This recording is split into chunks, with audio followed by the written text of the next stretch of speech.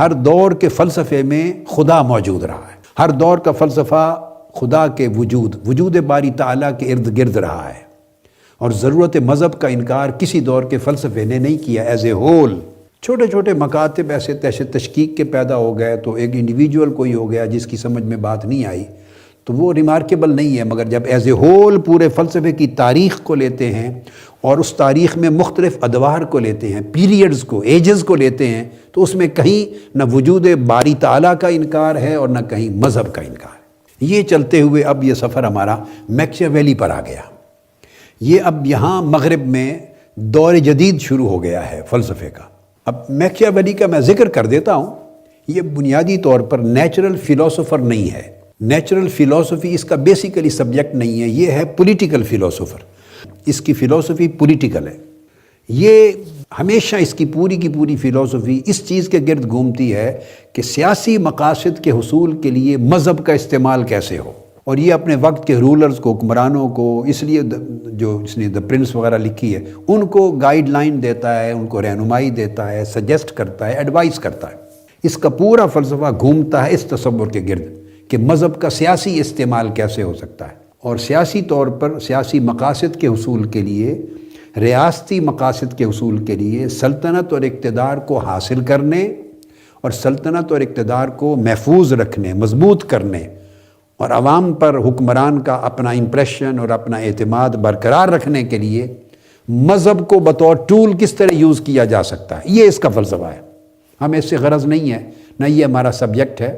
آج اس کے پیروکار اس وقت پاکستان میں کئی ہیں سیاستدان جو اس کے پیروکار ہیں، اس کے فلسفے کے، جو مذہب کو بطور ٹول یوز کرتے ہیں، اور ان کا بذات خود مذہب سے کوئی دلچسپی عملاً اسپریچول نہیں ہوتی، وہ اس فیلڈ کے آدمی نہیں ہوتے۔ تو یہ اس نے بحث کی ہے کہ اس کے نتائج کیا ہوں گے، مذہبی استعمال کے اس کے اثرات کیا ہوں گے، مگر اس ضمن میں پھر وہ مذہب کی مختلف اقسام کو بھی ڈسکس کرتا ہے، اور مذہب کی مختلف شکلوں پر بھی بات کرتا ہے، اور ان کے مقاصد پہ بات کرتا ہے، اور ان کے اثرات اور فوائد پر بات کرتا ہے۔ لیکن اس کی تمام کتب، اس کے آرٹیکلز، اس کا لٹریچر جتنا بھی ہے، کہیں بھی مجھے بنیادی طور پر وجود باری تعالیٰ کا انکار نہیں ملا۔ اس کے ہاں بھی پریکٹس کرنے والا آدمی نہیں ہے، یا کوئی سنسیئر ڈیووٹی نہیں ہے ریلیجن کا، اس کا بیسیکلی پوری لائف، پوری سوچ کا مرکز و محور پولیٹیکل فلسفی ہے اور مذہب کا سیاسی استعمال ہے، مگر وجود باری تعالیٰ کا انکار کہیں نہیں ہے، اور وجود مذہب کا بھی انکار کہیں نہیں ہے۔ یہ میں نے آپ کو مختصراً اس کی بات بتا دی۔ اب اس کی جو پولیٹیکل فلسفی ہے اس کو میں اس لیے کوٹ نہیں کرنا چاہتا، کتابیں میرے سامنے پڑھی ہیں۔ اب یہ کس طرح اسٹیبلش ہم کرتے ہیں کہ ایون ایسا شخص بھی مذہب کا منکر نہیں اور وجود باری تعالیٰ کا منکر نہیں ہے، ایک ایسا شخص جس کے فلسفے کو مذہب سے دلچسپی نہیں ہے، اس کا فلسفہ پیورلی اور طرح کا ہے،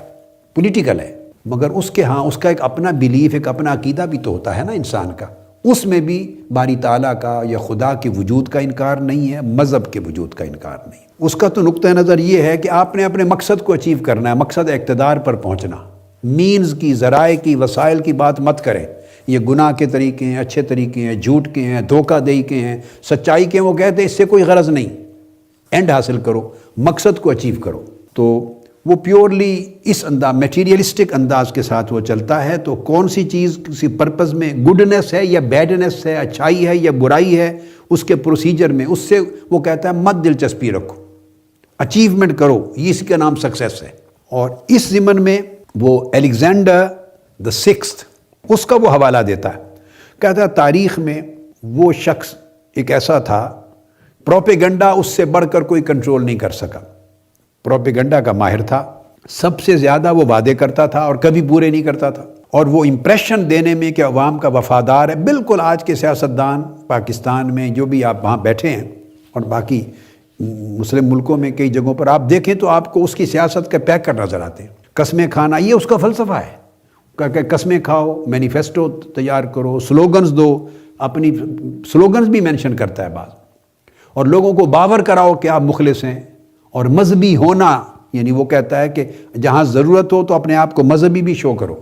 ریکوائرمنٹ عوام کی جو ہو وہ اسٹیبلش کرو کہ آپ ان کے لیے مخلص ہیں۔ اور وہ کہتا ہے کہ اس کے بعد وہ جب آپ کامیاب ہو جاتے ہیں تو کون آپ کے گناہوں کا ذکر کرے گا، جھوٹ کا ذکر کرے گا؟ جب آپ کی وہ پاور پر کنٹرول کر لیا، اپنے اقتدار پر قبضہ کر لیا، اور پروپیگنڈا بھی آپ کے ہاتھ میں، آج کے دور کے مطابق زبان میں ٹی وی بھی آپ کے ہاتھ میں، چینلز، اخبارات آپ کے ہاتھ میں، میڈیا آپ کے ہاتھ میں، سوشل میڈیا آپ کے ہاتھ میں، انسٹیٹیوشنز آپ کے ہاتھ میں، تو پھر کیا فکر ہے؟ کون کس کو جرأت ہوگی کوئی بات کرے؟ پھر پاور ہر چیز کو سنبھال لیتی، یہ اس کا فلسفہ ہے۔ اس لیے وہ کہتا ہے کہ وہ سب سے زیادہ یقین دہانیاں کرواتا تھا، بڑی بڑی زوردار قسمیں بھی کھاتا تھا، مگر کبھی عمل نہیں کیے، ان کو پورا نہیں کیا اس نے، مگر وہ ہمیشہ دھوکہ دینے میں کامیاب ہو جاتا تھا، ہمیشہ دھوکہ دینے میں کامیاب ہو جاتا۔ تو وہ اچھی طرح جانتا تھا کہ لوگوں کی نفسیات کیا ہے، بس وہ ان کے ساتھ کھیلتا تھا۔ تو وہ اس پورے تصور سے اپنا پولیٹیکل فلسفی ڈیرائیو کرتا ہے۔ اب آپ بیسک کانسیپٹ کو سمجھ گئے، لیکن اب یہاں سے یہ کیسے معلوم ہو کہ وہ مذہب کا منکر نہیں ہے، یہ وجود باری تعالیٰ کا منکر نہیں ہے؟ چونکہ ایک فلسفر کے طور پہ گو اس کا فیلڈ الگ ہے، مگر میں اس کو بھی لے آیا ہوں اس لسٹ میں کہ اس کے ہاں بھی مجھے مذہب کا انکار نہیں ملا۔ باقی جن کی فلسفوں میں شرافت ہے یا دیانت ہے یا امانت ہے، ان کا انکار کہاں ہوگا؟